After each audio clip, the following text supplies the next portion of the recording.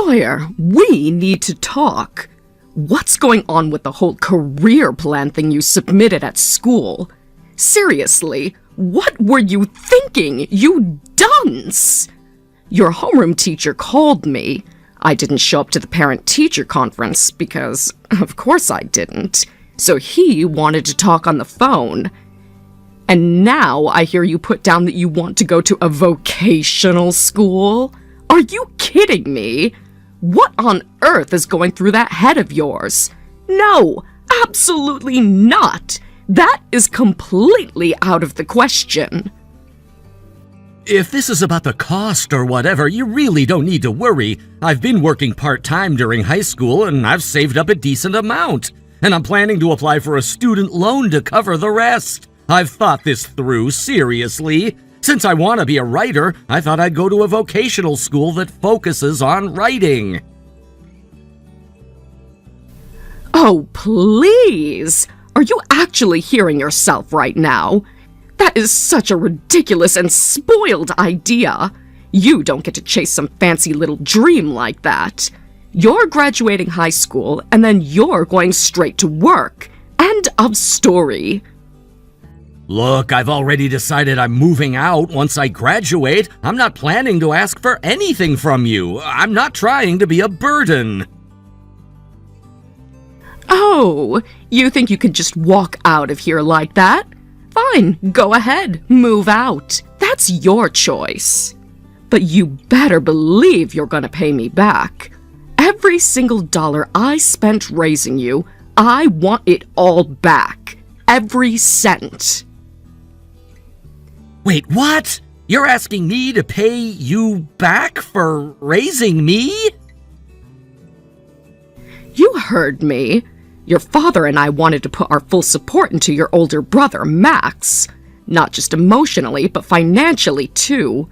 We'll spare no expense or effort for his benefit. And then, out of nowhere, you came along and threw everything off.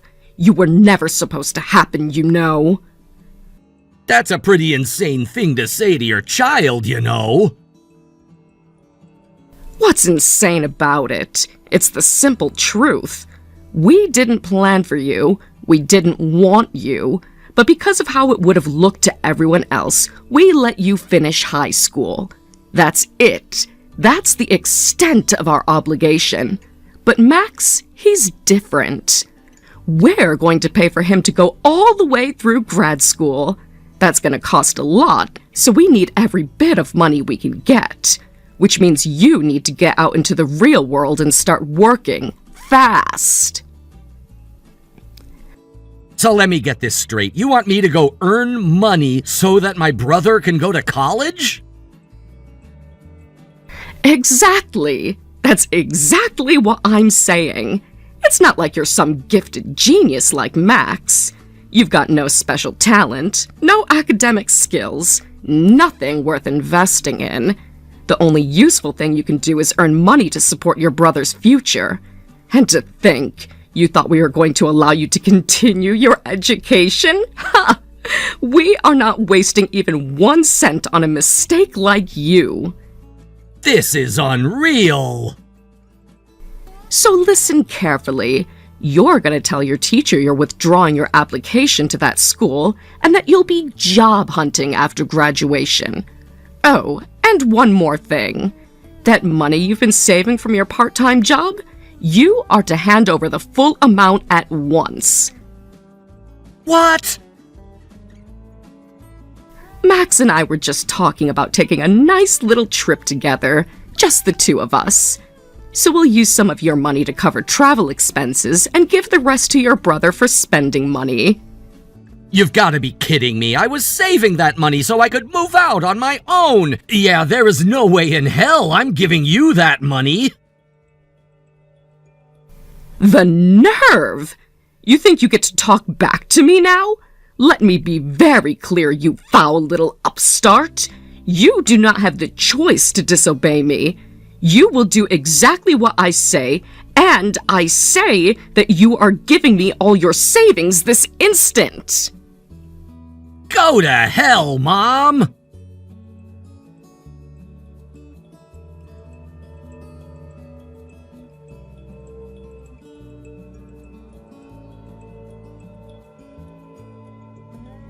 Melanie, are you there? I need your help now. It's urgent. Sawyer, what's wrong? I'm here. Go ahead and tell me what's going on. I know this is totally last minute and it's late and everything, but can I come over? Like right now, please? Wait, right now? Sure, I guess. But will you tell me what's going on? Okay, thank you so much. I won't stay or anything, I promise. I just need to give you something. Okay, yeah, of course. I'm here. But I'm getting kind of concerned, Sawyer. You're still not telling me what's going on. I need you to hang on to some money for me, just for a little while, until I graduate. Please, Melanie, you're the only one I can ask. Money? What the? Why would you be giving me the money? I have an envelope with all of my money in it, everything that I've saved up at my part-time job. This is the money that's going to buy me my freedom once I graduate. Okay, but why don't you just put it in your bank account? Or if it's cash, why not just keep it at home? I screwed up big time. I can't make a bank account without my parents' consent, right? So I've always had to keep all my earnings in cash. I usually keep it hidden, moving it around from time to time to make sure she never finds it. But I was talking to my mom and I let it slip that I had some savings. And now she's telling me that I have to hand it all over to her. Wait, what? Why would she take your savings? Because apparently I'm just a walking wallet for my brother now. She said she needs the money to help pay for his grad school. Wow. And sure, my brother's great and all, but he'd never agree to that, not in a million years. But that doesn't even matter to her. Even if he said no, she'd just keep it. It'd disappear like everything else. I can't let that happen. I can't. This money, it's all I've got. If she gets her hands on it, then everything I've worked for will be gone. Oh my God, Sawyer, this is insane. I know I'm dumping this on you. I know it's a lot to ask, but if I take this envelope back home, she'll take it. I just need somewhere safe, just for a few months. Are you sure I'm the one you want to look after this for you? I mean, we get along pretty well and all, but I'm still just some random person to you, right? Random person? What are you talking about? There's no one I trust more than you. Wow, I had no idea you felt that way about me. So what do you say, Melanie? Can I count on you? How in the world could I say no after hearing you say that? Sure, Sawyer. I'll hold on to it for you. I'll make sure it's safe and sound. Thank you so much, Melanie. I don't know how I'll ever thank you for this. We'll talk about that part later. Just get over here for now, okay? Yeah, I'm heading over to your place as fast as I can.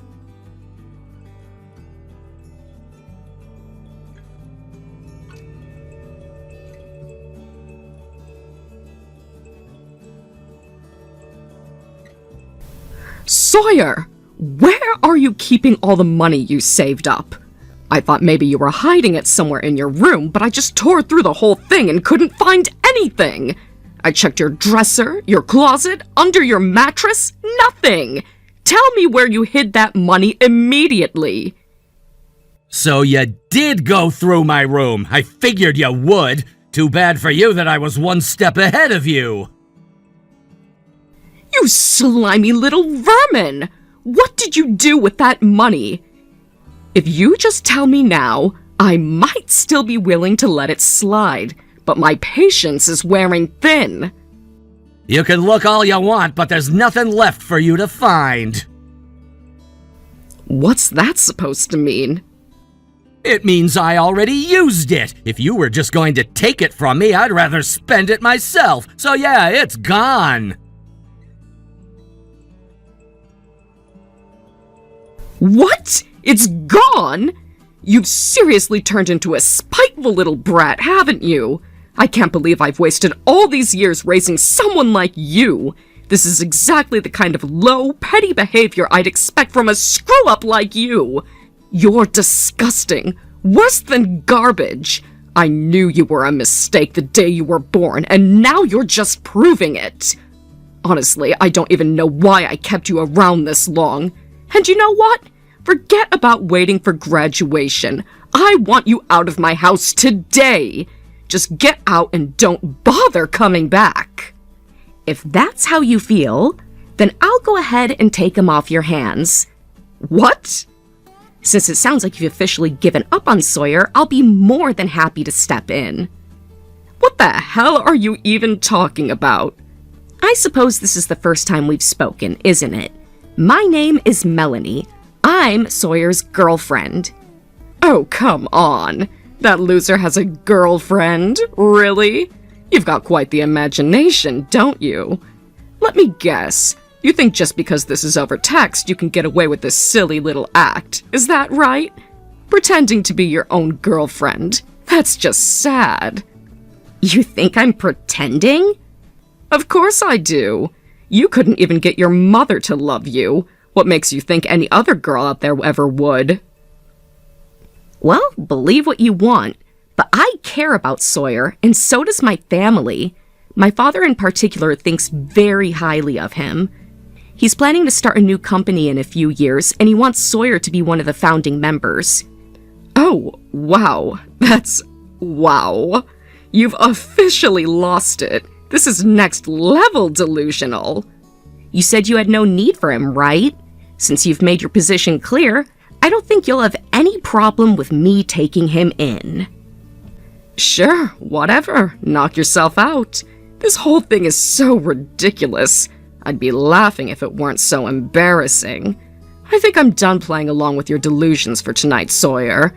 Enjoy sleeping on the streets.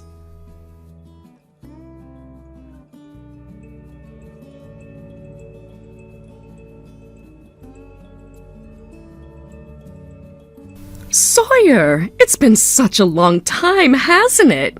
It's me, your mother. Really? What do you want? Don't be so cold. Come now, it's been 7 years. You'd think you'd have something a little more heartfelt to say after all this time. Heartfelt? No, my feelings are more in my stomach, as in nausea. Oh, still the same sharp tongue, I see. Anyway, let's skip the small talk. I saw you on TV the other day.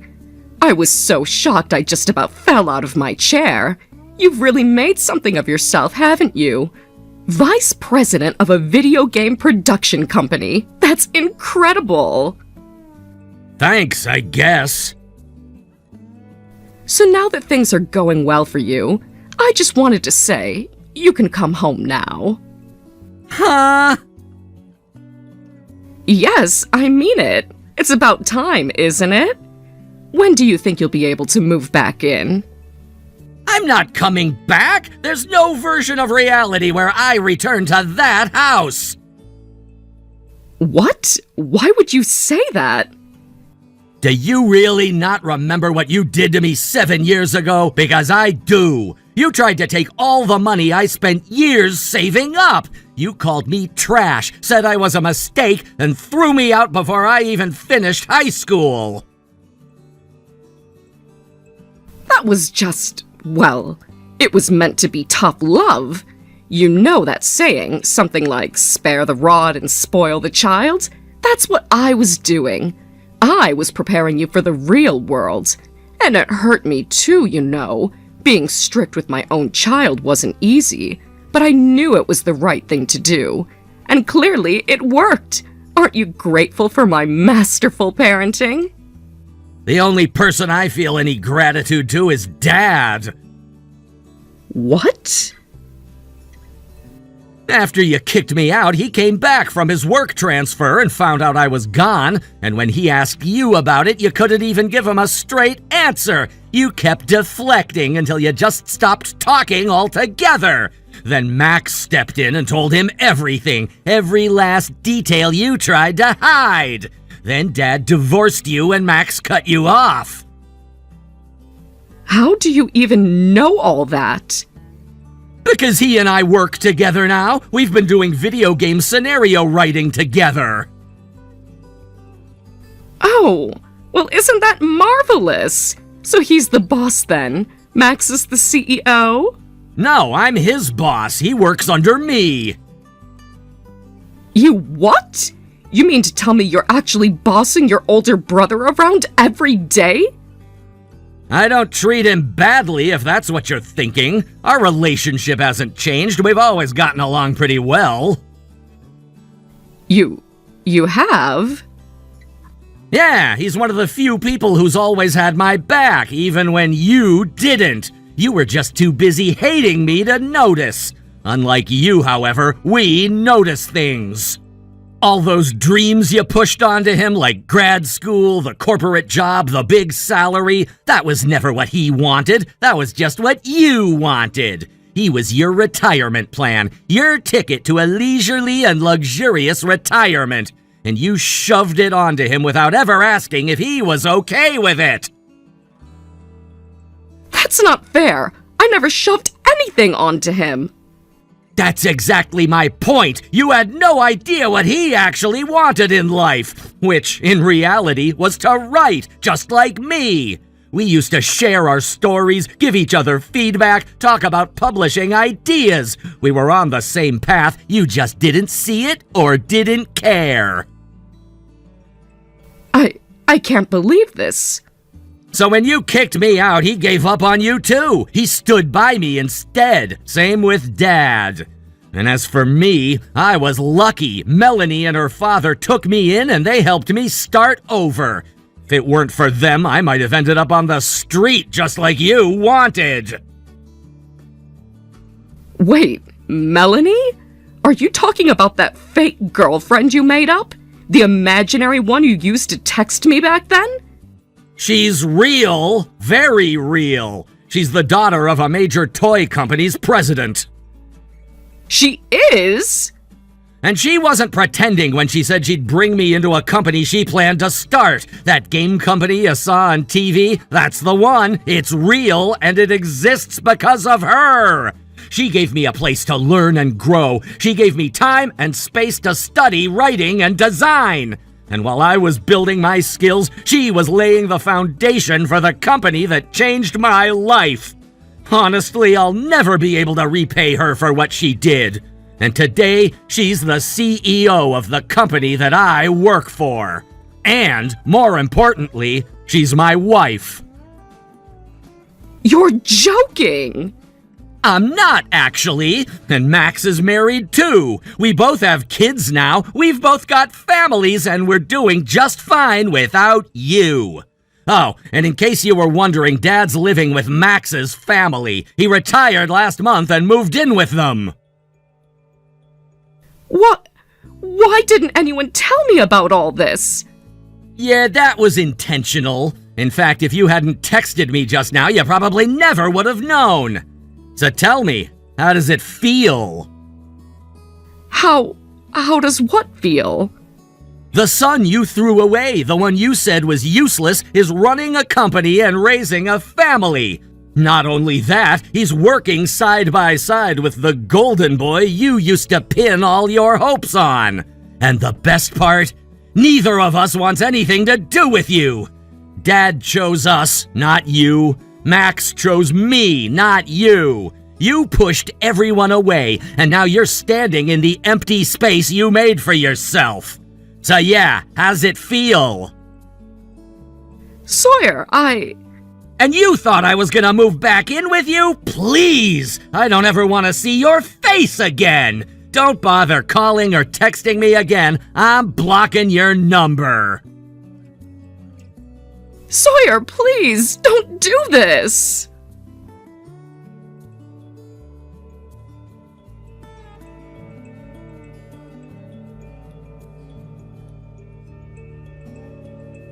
To be honest, I always figured something like this would happen eventually. That's the only reason I never blocked her. I just left the door open for 7 years, waiting. And when the message finally came, I was ready. Melanie, my wife, partner, and anchor once told me that living well is the best revenge. That building a life filled with real happiness, not bitterness, would be the strongest answer I could ever give to what was done to me. So I worked. I fought for every inch of it, and now I've finally shown it to the person who least deserved to see it. The whole time I was messaging my mother, Melanie was sitting right beside me. When it was over, I looked at her, said thank you, and gave her and our kids the biggest hug I've ever given them. As for my mother, I've heard she spent the last few years burning through money she thought she'd get back from me one day. New clothes, expensive restaurants, fancy travel, things that never fit her life. Now she's drowning in credit card debt, living paycheck to paycheck, working 2 jobs just to stay afloat. And you know what? That's not my problem. She can struggle in silence just like she taught me to. She's pregnant. That's why I need you to agree to a divorce. She? You mean the woman you've been cheating on me with? Is that correct? Yeah. Well, I don't really like calling it cheating anymore. I mean, now it's serious. I love her. So I'd appreciate it if you stopped referring to it that way. And because of that, I'm asking you for a divorce. Sure, I've already prepared the divorce papers. They're on the table in the living room. What? Also, I'm going to stay at my parents' house for the time being. We'll discuss custody and the division of assets another day. Isabel, who's only 5 and cries when I'm not around, is coming with me. Oh, I'll be contacting a lawyer soon. In the meantime, I'd appreciate your patience while I work things out. Goodbye. Wait, hold on.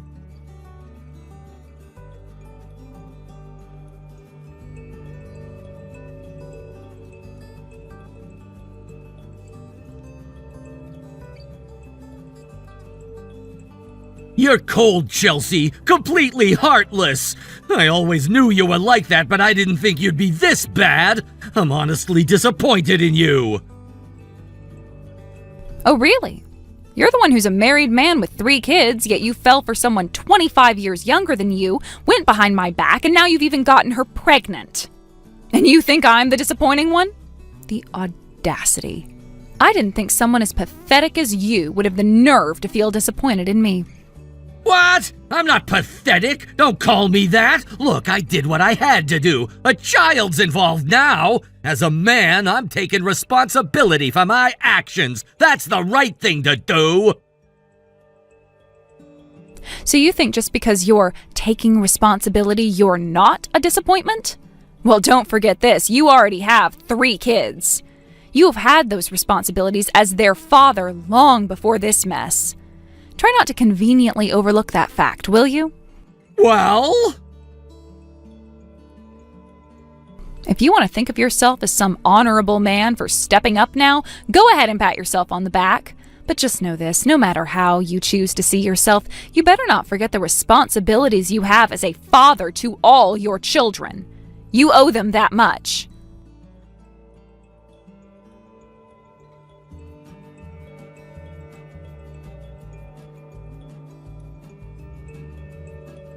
Hey, Chelsea, what the hell are you playing at? Why did you only take Sarah with you to your parents' place? What's the meaning of this? What do you mean, what's the meaning of this? You know what I mean. You didn't just have Sarah. You also have Steve and Stan, our 2 sons. Why didn't you take them with you, too? Well, that's simple. Sarah is my child. What? Then what about Steve and Stan? Why wouldn't you take them, too? You're over here lecturing me about being a father and taking responsibility, but you're not doing your part as their mother. I'm not their mother. Steve and Stan aren't my kids. What are you talking about?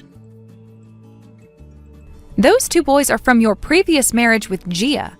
You divorced her 10 years ago, remember? And I never adopted them, legally or otherwise. Given that we're getting a divorce, it's obvious that the only child I have any responsibility for is Sarah, who I gave birth to. But... Besides, Steve and Stan have made it clear they don't see me as their mother, In fact, they outright dislike me. They've never treated me with even a shred of respect or warmth these past 6 years. They couldn't care less about me and have always been distant. Let's not pretend otherwise. They're teenagers! They're just going through a rebellious phase! What do you expect? Sure, I considered that possibility for a while. I even gave it time. But 6 years and nothing has changed. It's been long enough. Honestly, I've reached my limit. And more importantly, they're 16 and 15 now. They are old enough to make their own choices. And they've made it clear they don't want to come with me. They said as much. Wait, when did they tell you that? In the last few days, while you were busy staying over at your mistress's place, I told them I was leaving and asked them to decide if they wanted to come with me. Their answer was a firm no. It wasn't surprising, honestly. I knew how they felt, but I wanted to give them the option anyway. Damn it! If only I'd come home yesterday, maybe I could have done something! It doesn't matter. If you're worried about custody, go talk to their biological mother, Gia. She's the one who gave birth to them. Gia? She's broke! Even if she wanted custody, she couldn't support them! Her life's a mess! And that's your problem, not mine. Come on, Chelsea, I'm begging you! Take Steve and Stan with you! I can't have them around while I'm trying to start a new life with my new wife! It'll ruin everything! You are unbelievable. You have the gall to ask for a favor after all this? You want me to make things easier for you while you're playing house with your new wife? Get real. Oh, and by the way, I'll be filing a claim for alimony soon. Alimony? What, did you think you could just cheat, ruin our marriage, and get away without paying a cent? That's not how this works. And don't forget, you'll also be paying child support for Sarah. But I have a baby on the way! This isn't fair! I have expenses! Well, I guess you'll just have to figure it out. That's what it means to take responsibility as a man and a father. No complaints, right?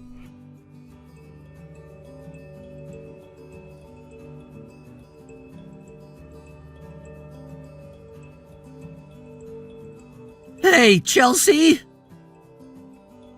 Oh, Steve? Oh, it's rare to get a message from you.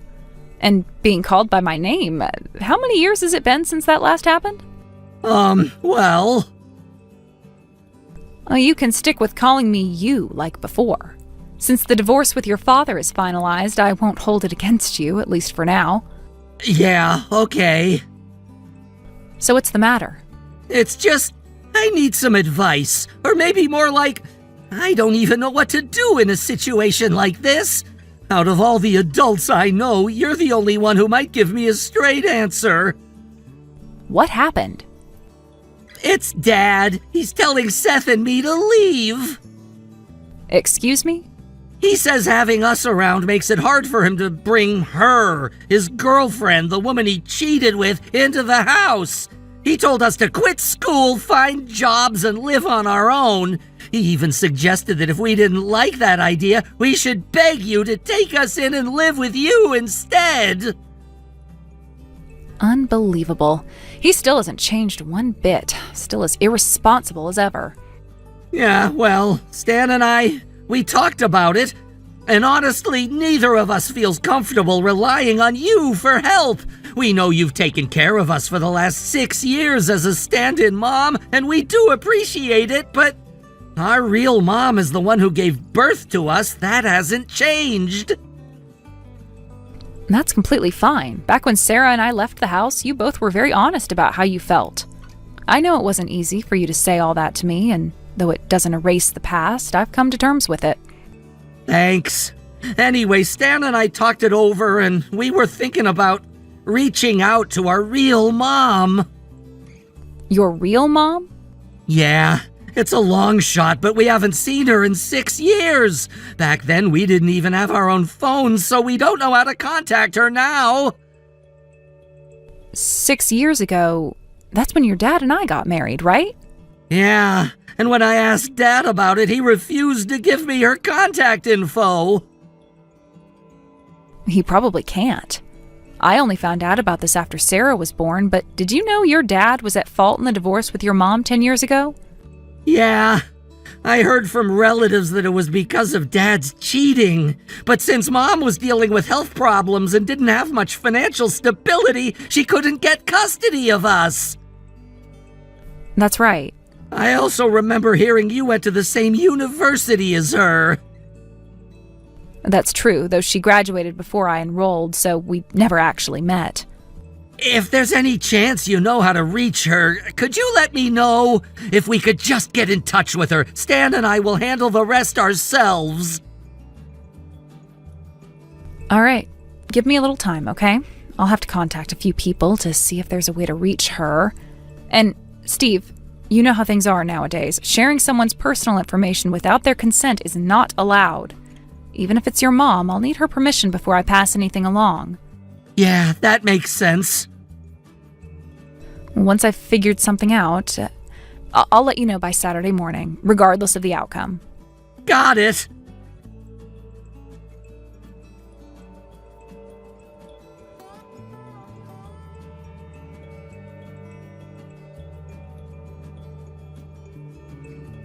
Steve, I got in touch with your mom. Wait, seriously? Yeah, I reached out to one of our university professors who happened to have her contact information.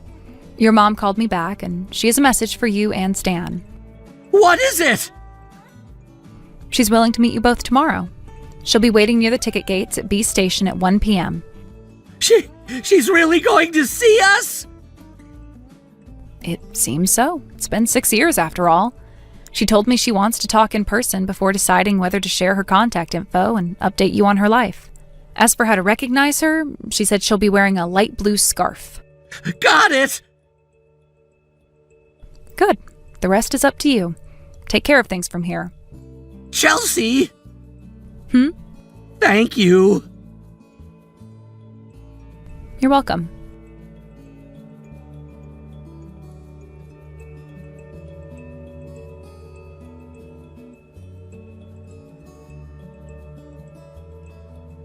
Yes? What's this about?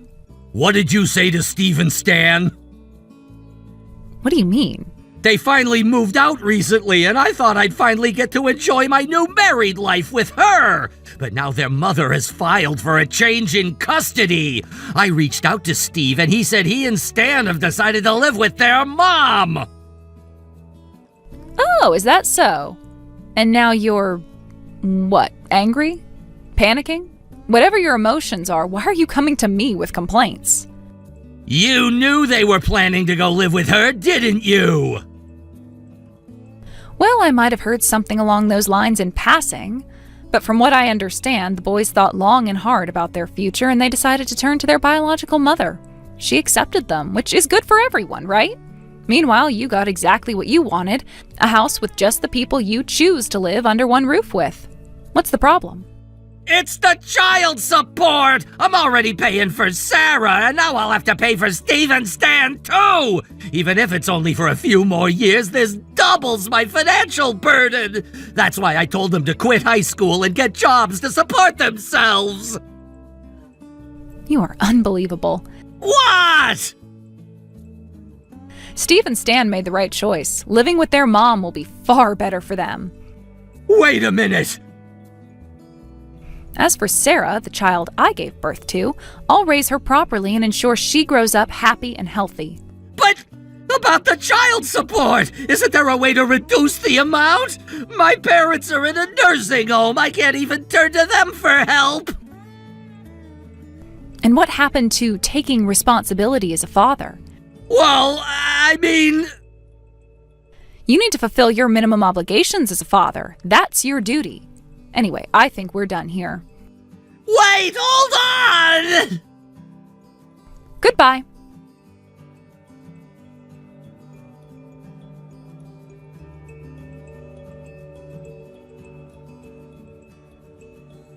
The custody battle over Steve and Stan dragged on for several grueling months, stretching everyone's patience and emotional limits.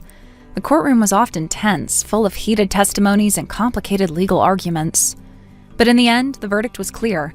Custody of the boys was awarded to their biological mother. It was more than just a legal victory. It marked a significant, long overdue turning point in Steve and Stan's lives.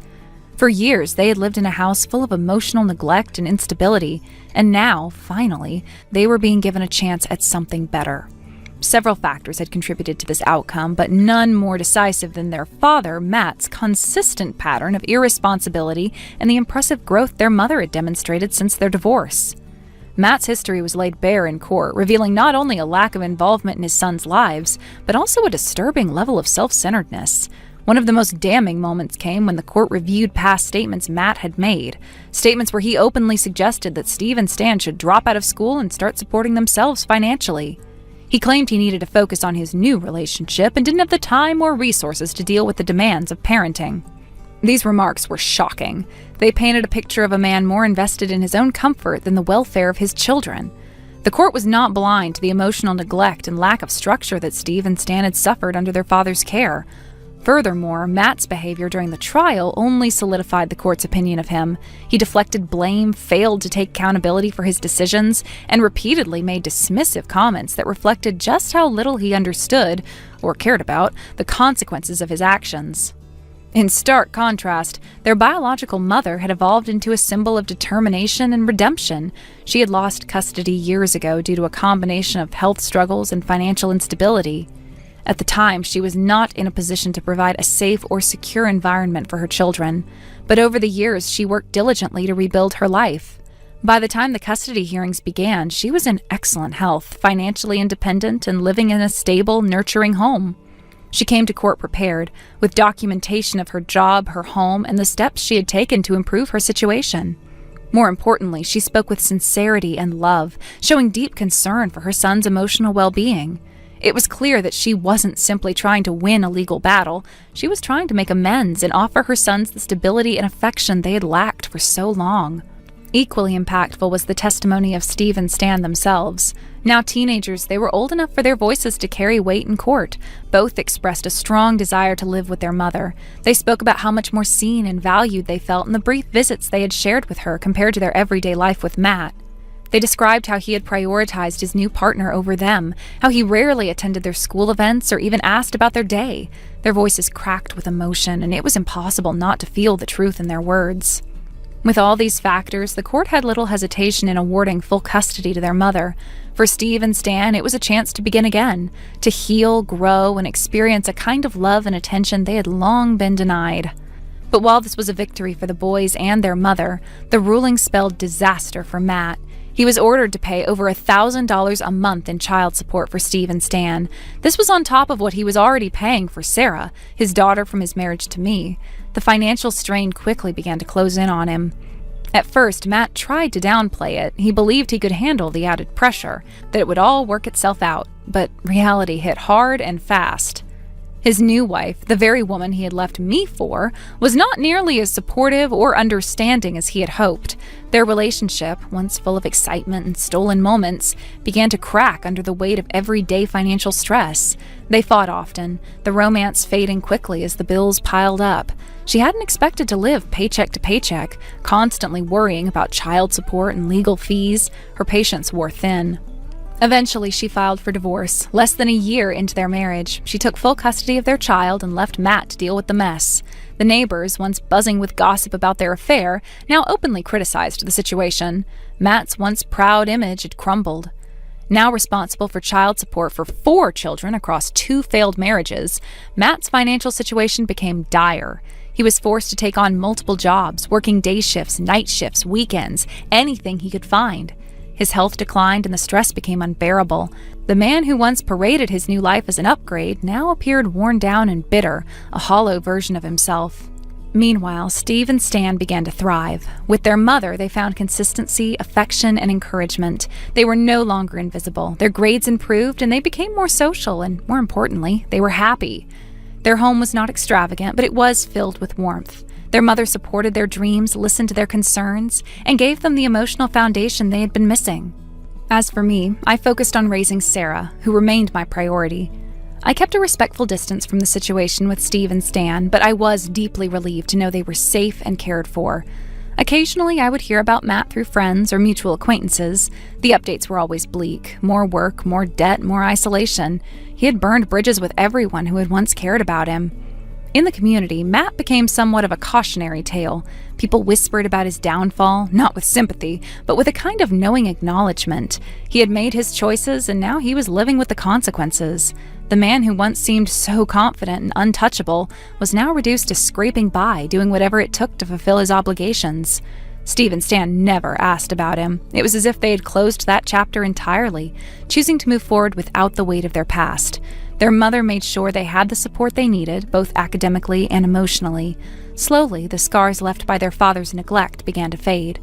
As for Matt, redemption, if it ever came, would be a long and lonely road. He had betrayed too many people and placed his own desires above the well-being of those he was meant to protect. Now he was left to reckon with what remained, a mountain of debt, broken relationships, and the absence of the children who had once called him Dad. Thank you for watching and listening. We hope you enjoyed the video. Don't forget to like this video and subscribe. Also, feel free to leave a comment about what you thought of the story. We look forward to seeing you at the next story. Hey, Audrey, I'm really sorry to drop this on you out of the blue. Huh? Jeremy, what's going on? Did something happen? Yeah, we've got a system emergency at one of our client sites. Something totally crashed, and now I've got to head over and deal with it right away. Oh no! That sounds like a nightmare. Do you have any idea how long it's gonna take? Honestly, I wish I knew, but it's looking like I probably won't be home until morning. It's one of those nights. Uh-oh. Man, this sucks. I was already planning on tonight being a pretty late night, and it just got even later. It's not like I didn't have enough work on my plate already. We're in the middle of a big project as it is. I'm so sorry, Audrey. I know we haven't had much time to spend together lately. Well, I guess this kind of comes with the territory, right? You being a system engineer and all. These kinds of emergencies just pop up with zero warning. Plus, you've been trying to put in extra hours so you can actually take time off for the wedding and the honeymoon like we planned. But it's okay. Don't feel too bad about it. I'm all right. You've got a lot on your plate right now. Thanks. Really, I appreciate that more than you know. But I still feel bad. I wanted to be home with you tonight. It's okay, really. But you have to promise me one thing. Next week's wedding and our honeymoon afterward, no canceling. No last-minute system meltdowns ruining everything. I mean it. I swear that's not gonna happen. My manager and the whole team already said they've got my back. They'll cover everything while I'm away. You don't have to worry about that. All right. That actually makes me feel a lot better. Good. Anyway, I'm just pulling up to the client's office now. Okay, deep breath. You've got this. Good luck in there. And text me later if you get a minute, okay? Will do. Talk to you soon.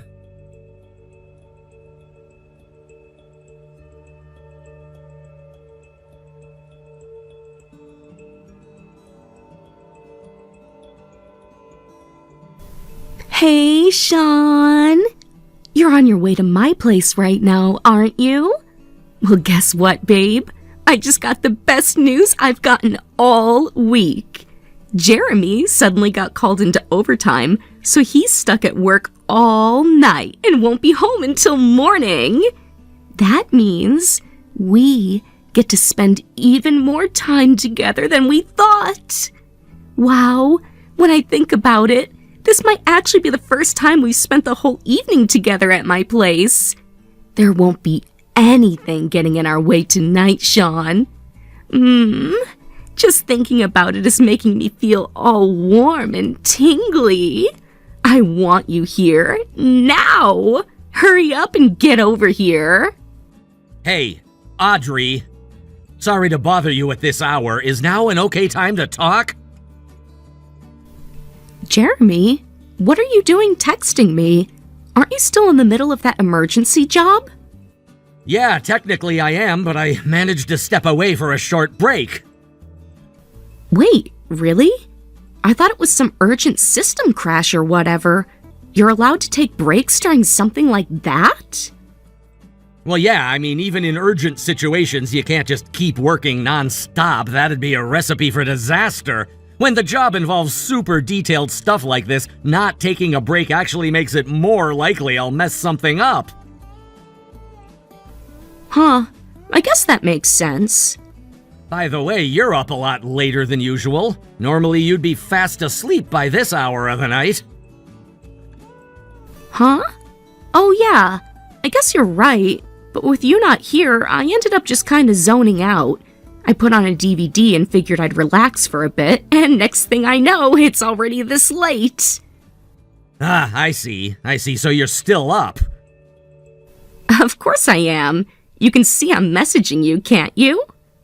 Yeah, you are, aren't you? But you know, it's the funniest thing. When I glanced through the crack in the bedroom door just now, the bed looked completely wrecked, like all the sheets were crumpled up and on the floor. Huh?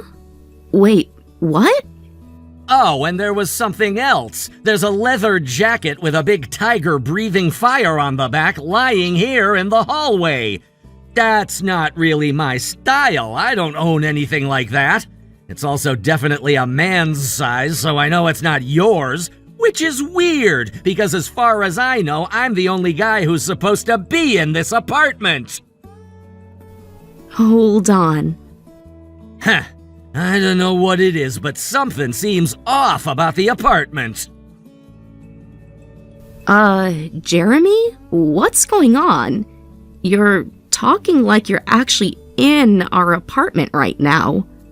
That's because I am. What? You're not at work? Yeah, the client's office just so happened to be literally 5 minutes away from here, so I used my break to come check in. I told my boss what was going on, and he sent over another engineer to take over. I handed off everything and headed straight home. But why? Do you honestly mean to tell me you still haven't noticed? Noticed? Noticed what? Oh boy. Scroll up, Audrey. You'll see. Scroll up?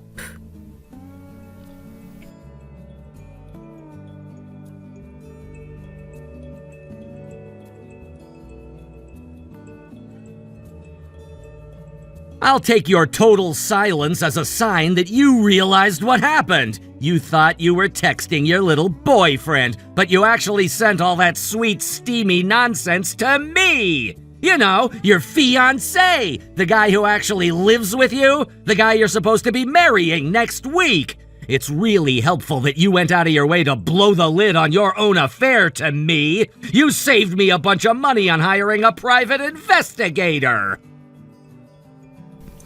Wait, Jeremy, just hold on a second. This isn't what it looks like. Isn't it? This guy Sean that you were texting, I mean, come on, that's my cousin. That tiger print jacket lying in the hallway is so his style that it's hilarious. I don't think he has a single piece of clothing without some lame tiger printed on it. I'm telling you, you've got it all wrong. Really? Because I picked up that jacket and guess what I found in the pocket? Sean's phone. No passcode, just sitting there unlocked like a big dumb confession. Wait, are you serious? Yeah, dead serious. The guy's screwing around with his cousin's fiancée and he doesn't even have the basic sense to lock his phone. Oh no. And you accidentally texted me all your lovey-dovey filth thinking I was him. How the hell did I end up engaged to the dumbest cheater on the planet? Jeremy, come on. Let's take a look through your actual texts with him, shall we? Let's see. Looks like this thing with Sean has been going on for about 6 months then? The fact that I didn't notice makes me feel like an idiot, but you clearly stopped feeling guilty a long time ago. Or maybe you never felt bad in the first place. Please stop! Don't read any more texts!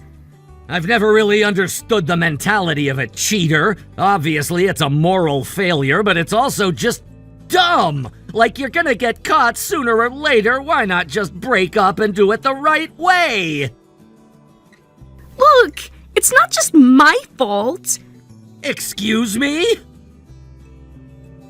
You're the one who's always busy. You're never around. We're living together, but we never spend time together. Do you expect me to believe things will get better once we're married?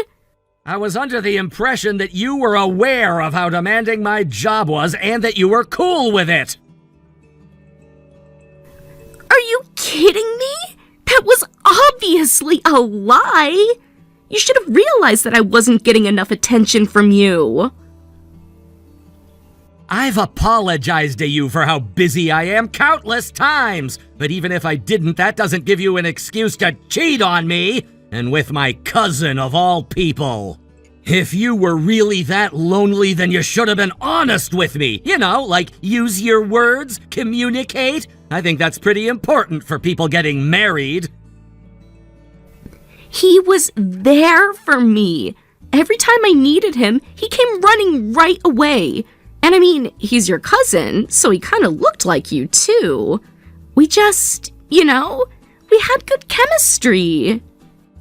Of course, he came running. He's got nowhere else to be. He doesn't have a job. He's literally doing nothing with his life.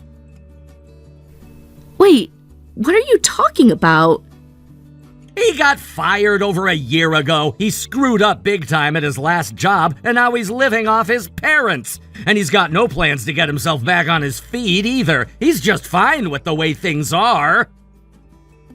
No way. What, did you think he actually had a job? According to your message history, you were letting him come over in the middle of the day on weekdays. I thought, maybe he was working from home? I guess I just didn't think about it too hard. Yeah, that seems to be a pattern for you. Okay, fine, you win. Look, Sean and I already talked about this and we both agreed it's over. We're breaking up, so let's just drop this, all right? Problem solved. What? This is kind of silly. We're in the same place, but we're texting back and forth. I'm coming out of the bathroom now, okay? Let's have a good old-fashioned face-to-face, heart-to-heart talk.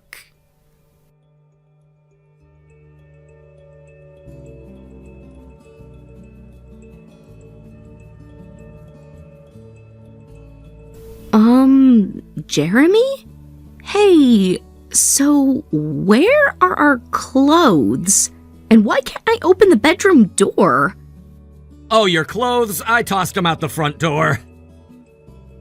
You what? Wow, you're really bad at noticing things, aren't you? You two were so busy doing all the salacious things you were doing that you didn't even notice I did you the favor of picking up your clothes. Oh no. I figured you two might think about making a run for it, so I piled a bunch of stuff in front of the door. You're not getting it open from your side anytime soon. Jeremy, come on! Give us back our clothes! Do you actually want us coming out of the bedroom like this? And I just looked out the window. It's raining pretty hard now. All the clothes you threw outside are gonna get completely soaked. What's keeping you from coming out to talk to me like you are? There's no one here who you'd be embarrassed to have see you naked. Well, maybe not yet. Not yet? What's that supposed to mean? I called both of our parents a little bit ago and gave Sean's folks a heads up too. They'll all be here shortly. What? Are you insane? Why the hell would you do that? This is our issue. You didn't need to drag our families into it. At least not until we had a chance to talk things out. Oh, I have every intention to talk things out. That's why I called everyone here. What are you talking about? You seriously think this is just between you and me? You cheated with my cousin. That's not some random fling with a stranger. That's family. Any infidelity is bad, but with family, that's a whole different ball game. Not to mention we have a wedding scheduled for next week. You think we could just talk this out quietly over tea? Pretend it's no big deal? You think I'm just as big of an idiot as you two are? Or do you just think I'm some kind of pathetic pushover who's gonna do everything the way you want me to? Which is it, Audrey? Well, no, that's not what I was saying.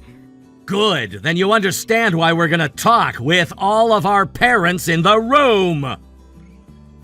But Jeremy, do we really have to bring them into it? I'm astonished. You still actually think that you have any right to dictate exactly how things go. Huh? What's that? Uh-oh, I can hear your voices coming from the bedroom. I see you're currently having an all-out fight over who's responsible, so I'll let you two duke it out while I wait for our family to arrive. Okay, all the parents are here now. Wait, what? All of them? Oh, so you finally decided to check your messages. I just heard the doorbell, so I knew one set of parents was here, but they're all here? Yep, it's a regular family reunion, so let's have that big grown-up talk you kept insisting on, right now. Well, can we at least talk through the door? You can hear my voice, can't you? Screw that! What? Why not? Because I don't feel like hearing the voice of a filthy slut right now. Oh my god, that's disgusting! You can't talk to me like that! We're getting married next week! Oh my god, no! Do you actually think we're still getting married? Well, why not? I already told you I ended things with Sean. You think breaking up with the guy after you got caught somehow resets everything? The fact that you cheated doesn't just wash away. But Nothing is gonna wash away the fact that you slept with another man. Jeremy... Nothing is going to erase the pain of your betrayal from my heart. That sort of stain doesn't wash out, Audrey.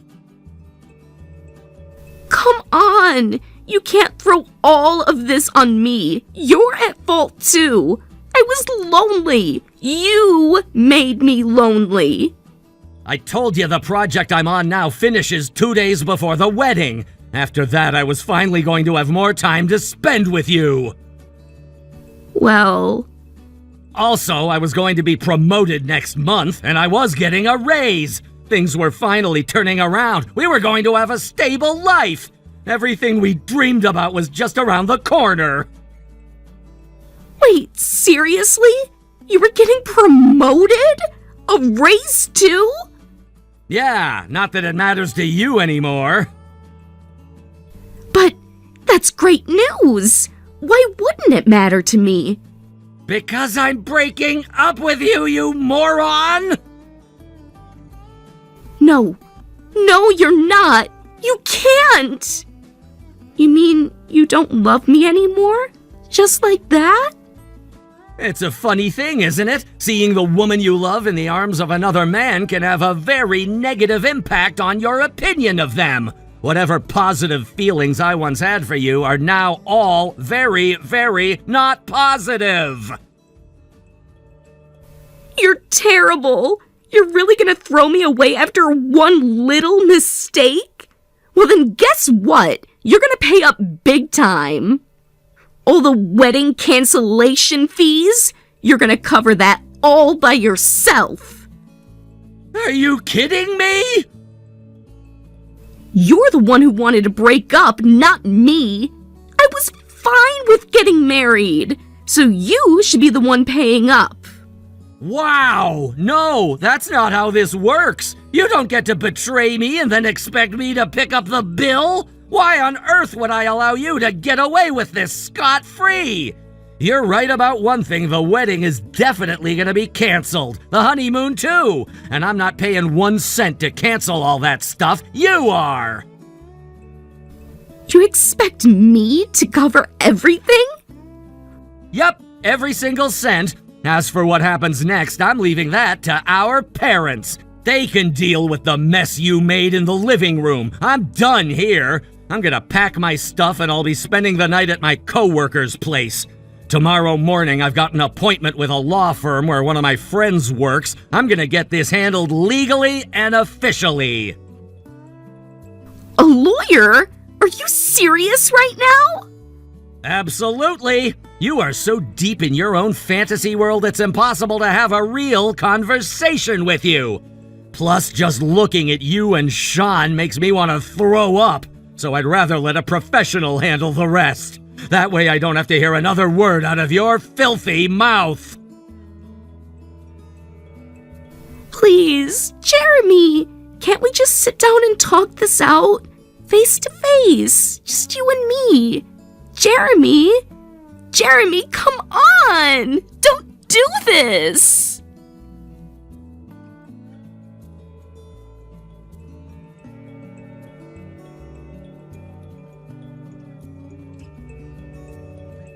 What happened afterward was pure chaos.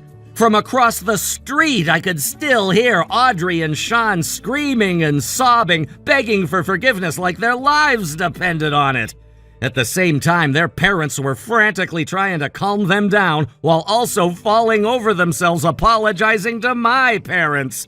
It was a complete mess with yelling, crying, lecturing, and apologies all happening at once. After I finished packing up my things, I told everyone I'd be handling everything through a lawyer and left the house without looking back. Apparently, not long after that, both Audrey and Sean were taken home by their respective parents, dragged out in shame, I imagine. With the help of the family, we reached a settlement where Audrey and Sean would each pay half the costs for all the wedding-related cancellations. For them, that was just the beginning of a long road of debt. Now they're both living under strict supervision by their families with no help and no handouts. Word is they're barely scraping by, working multiple jobs each just to make their monthly payments. Sean got sent to work at a company run by his uncle, where he has the privilege of being the guy who scrubs out the inside of garbage trucks after they're emptied. Meanwhile, Audrey's parents shipped her off to live with her aunt. Her aunt runs a women's correctional facility, and she's having Audrey do odd jobs alongside all the inmates. They're exhausted, broke, and completely miserable. Can't say I feel bad for them, though. Actions have consequences, and they're finding that out the hard way.